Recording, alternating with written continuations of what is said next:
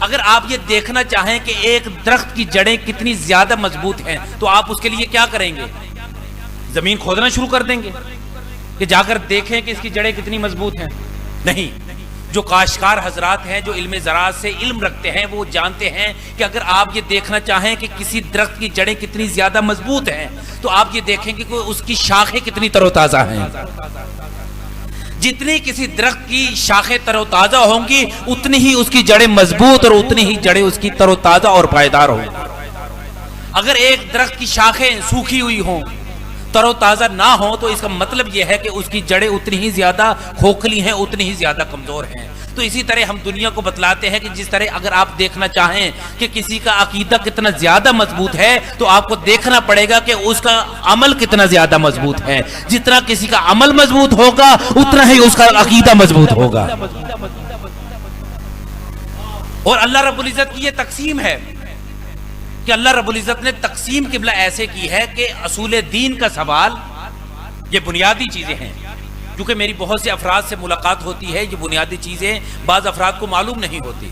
بزرگان یہاں پر بیٹھے ہیں، وہ میرے سے بہتر جانتے ہیں. اپنے نوجوان بھائیوں کے لیے، بچوں کے لیے عرض کر رہا ہوں کہ اللہ کی یہ تقسیم ہے. دو چیز ہیں، ایک ہے اصول دین اور دوسرا ہے فروع دین. اصول دین کا سوال قبر کے اندر کیا جائے گا اور فروع دین کا سوال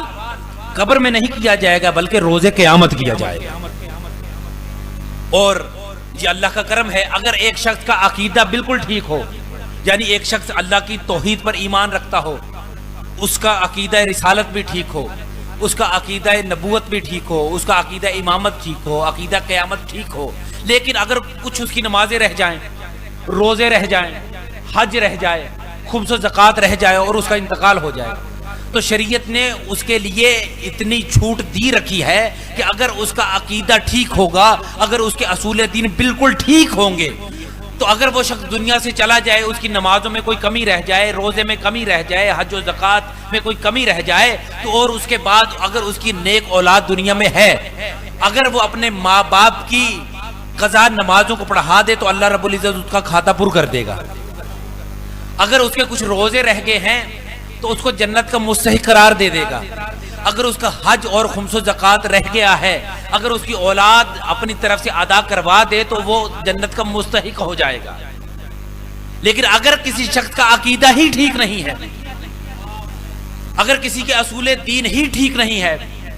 تو قاعدہ کلیہ یہ ہے کہ قبر کے اندر جو اصول دین کا سوال کیا جائے گا، اگر کسی کا اصول دین ہی ٹھیک نہیں ہے تو قیامت کے دن اس سے نماز روزے